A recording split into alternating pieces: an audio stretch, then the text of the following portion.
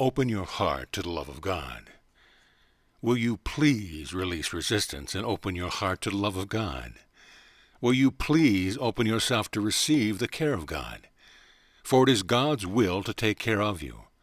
You have struggled for so long. It is time to allow in the helping hand of God. You've had enough. You have done enough. It is time to let go and let God, for you know that only God holds all power, for God is all it is.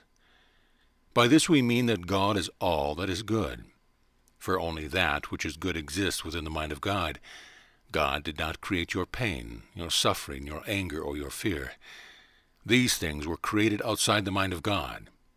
All that is outside of the mind of God does not exist. You've been in the dark for so long.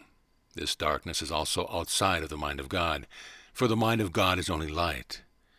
It is time to set aside your sick illusions and embrace all that God is offering to you. Make peace with the way that the world is and know that God is taking you back. There is no sin, and there is no punishment. God does not punish. Punishment is outside of the mind of God.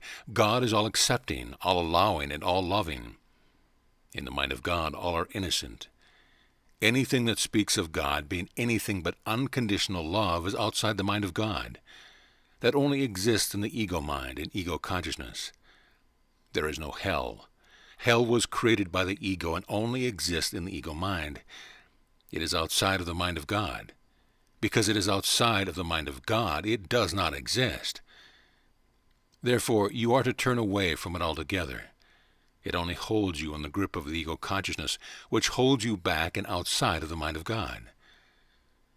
God is all-embracing, all-loving, all joy, and all one.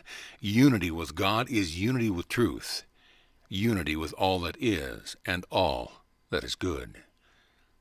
And so it is. We shower you with blessings and our love, and we give thanks. Namaste.